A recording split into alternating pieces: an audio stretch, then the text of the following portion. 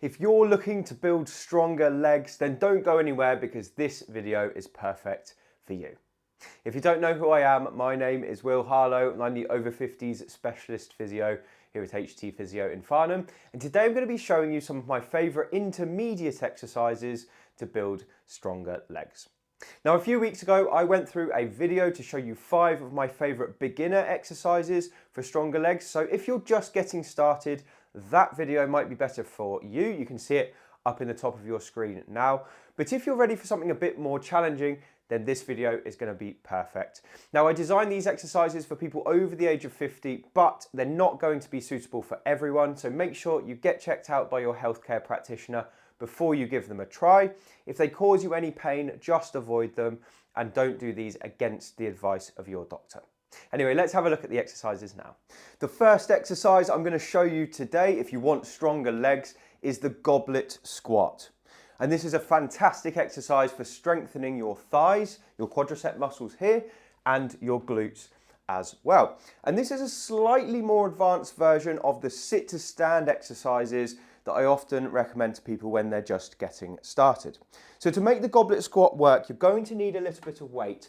I've got a dumbbell which I'm going to use, which is ideal, but if you don't have a dumbbell lying around at home, you can use a heavy bag filled with books or things that are going to make it weigh probably more than a couple of kilos, or double that if you're using pounds.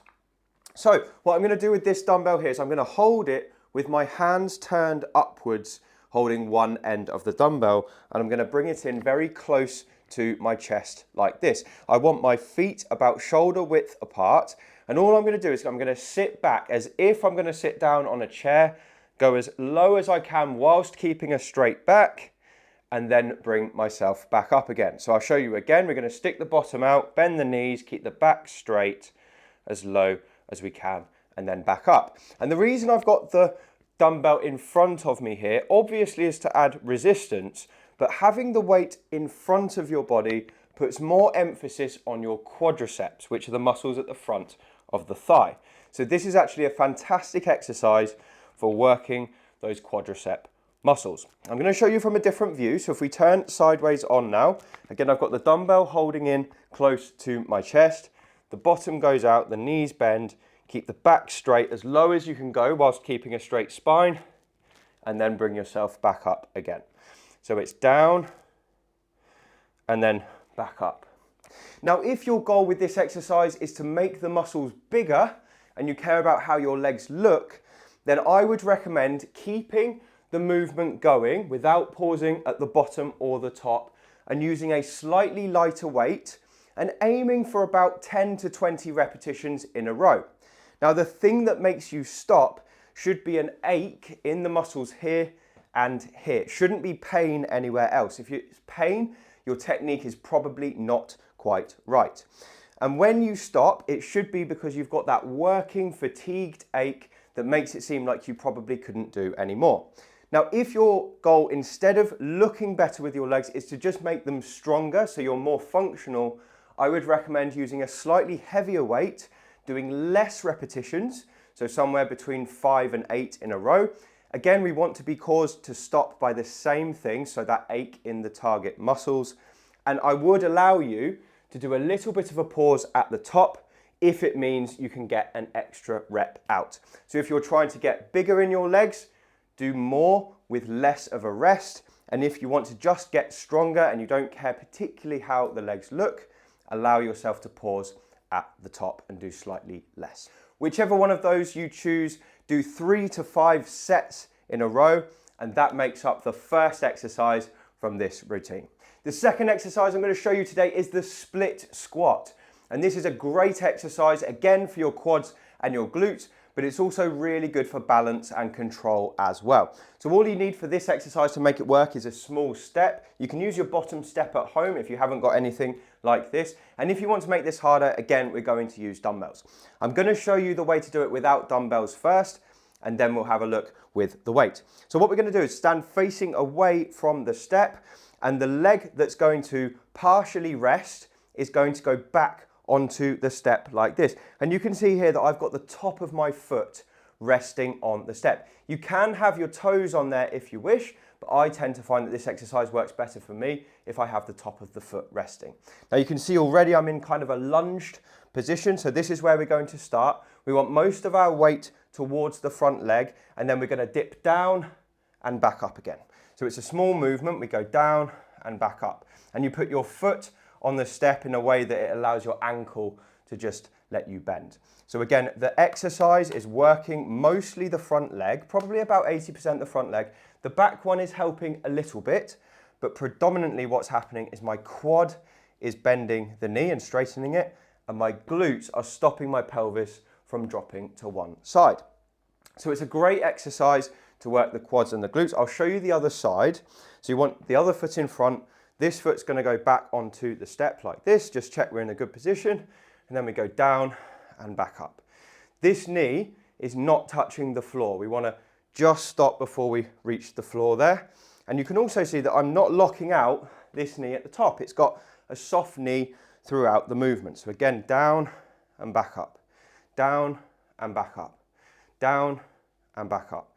And what I'd recommend again is keep the movement going. Don't stop at any point in the movement. Try and get to 15 on each leg. It's a really good way to work the muscles, and you will feel fatigued afterwards.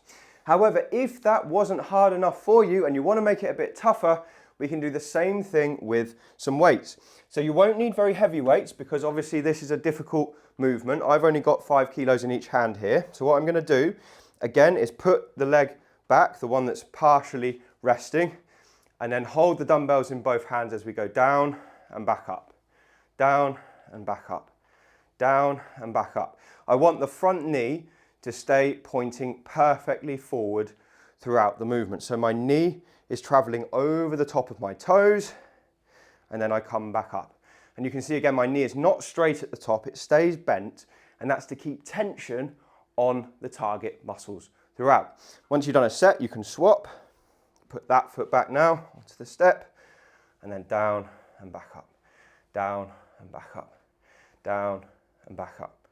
This kind of tempo is perfect, and this is a really good exercise for people whose knees are not too bad and who have reasonable balance but want to work those muscles a bit more. Now, if you complete a set and you've got a working ache in your muscles here and here, that's brilliant, and you can move on to the next exercise. Before we go any further, I just want to tell you about 3-Tip Friday. 3-Tip Friday is my weekly email that I send out to my list, and it features 3 of the most interesting things I've found that week. It could be a health tip, it could be a piece of research I'm reading, or it could be a new tool that I've found to be really useful for helping people get more mobile. It's totally free. I just send it out once a week. There's no annoying promos inside, and you can sign up for it by going down below this video and entering your email in the 3-Tip Friday link. The next exercise we're going to do today is the reverse lunge.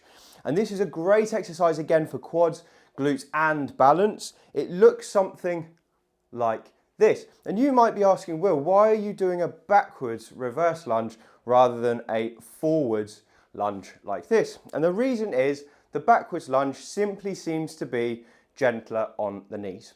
So if you have knee problems, including anything around the front of the knee, like a patellofemoral joint issue, you'll probably find a backwards lunge is much more agreeable for you. It's a great exercise. It's really good for balance and strength. Let's have a look again. So to start off, I would keep the hands out the way and then lunge back, sink down, and then come up again. And then back, sink down, and come up. Back, down, and up. See, I'm trying to keep a straight back here, so I'm not bending at the spine. The only things that are moving are my hips and my knees, and I'm keeping that smooth motion throughout, not allowing myself to stop and rest. Now, if you really want to stress one leg more than the other, you can do repetitions just on one side, like this. So the one that's working hardest is actually this one, the front one, because that's the one that's supporting the majority of my body weight, even though I'm traveling backwards. And if you want to make this harder, again, we can use weights. So the way I would make it harder is to hold both weights like this, keep the posture good, back and down, and back up, back, down and up, back, down and up. Again, my knee is staying in alignment with my feet, and I'm doing a set to the point of fatigue. These exercises, it's so important to do it to the point of fatigue. If you stop before your muscles are tired, they're just not going to improve. You have to do it to the point where they feel like they've worked hard or you've not really spent your time in a good way. So keep working them until they feel tired. If you can do more than 20 repetitions, try using something a bit heavier. If you can only get to 10 or 15, that's great. Stop there, repeat 3 sets in a row, and that's a fantastic next exercise for your legs. Now the next exercise we're going to talk about today is the Romanian Deadlift. And this is a great leg strengthening exercise for your glutes and your hamstrings, which we haven't yet worked in this video. So I'm going to show you how the movement works first, and then we're going to do it with a bit of weight. Now the normal deadlift, so not the one we're going to be doing today, involves bending the knees and the hips at the same time and pulling a weight up in front of you like this. And the Romanian deadlift is a little bit different. What we're going to do instead is we're going to keep a straight back throughout, and we're going to keep very stiff knees as we move. So the only thing that's moving is the hips. Can you see here how as I hinge forward, my back is perfectly straight and my knees are just a little bit bent, but that angle of my knees is barely changing. So that is how the movement looks. So the way to visualize this is imagine you've got a pole, a meter behind your bottom, and you're trying to put your bottom against the pole without bending your knees. So that is the kind of movement we're looking for. So I'll show you how it looks with me facing forward. So I'll be holding weights like this, and I'll be just going down here, running the weights down the fronts of my knees to the point where I can't go any further because my hamstrings are now stopping me, and then I bring myself back up. So I'm going to show you now with the weight, because obviously we want a little bit of resistance for the hamstrings to work against.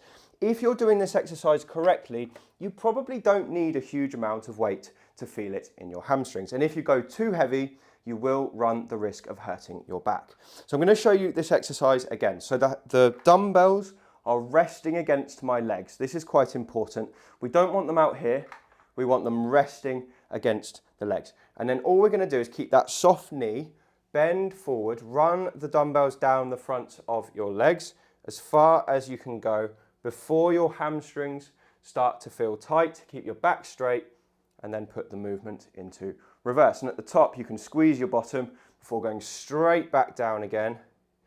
Remember, we're trying to touch that pole with the bottom, and our dumbbells shouldn't really leave contact with the legs. If they have, we've strayed too far forward, and that's going to put stress on the back. So we keep the dumbbells in, your hands really should be sliding down your legs, and then you bring yourself up again. Now, if you're doing this exercise correctly, you shouldn't really feel too much going on in your lower back, but you should feel your hamstrings, the muscles at the back of the thigh, and your glutes, the muscles at the back of the hip. You should feel a stretch in your hamstrings at the bottom. This is quite important. The more you stretch the muscle before you reverse the movement, the better muscle growth you're going to get, and the better workout you're going to have for your legs. You'll build more strength and your legs will look better as a result. Now, I recommend, again, working between 10 and 20 repetitions in a row. If you can do more than that, try and find something heavier. Try and do 2 or 3 sets of those when you do this workout routine, and hopefully that will give you better hamstrings and glutes. Now, before I move on, I just want to point out, I've already got quite a sweat on just demonstrating these exercises. The reason for that is because we're using big compound muscle groups. So we should be finding these exercises quite challenging. If they're very, very easy, either you're not using enough weight, you need to challenge yourself a little bit more, or you're not doing enough repetitions. By the time you finish the set, again, we should have that working ache in the target muscles in order to progress. So those are 5 of my best intermediate exercises to build stronger legs. I hope that video has been useful for you, and you'll be able to use these videos to build up your legs a little bit more. And if you want to get more from me, you can pick up a copy of my book. It's called Thriving Beyond 50, and it's got loads more exercises to build up stronger legs, hips, knees, and the lower back as well. Pick that up on Amazon using the link below this video. and thank you so much for watching. If you've enjoyed it, do leave a comment below and I'll speak to you on the next one.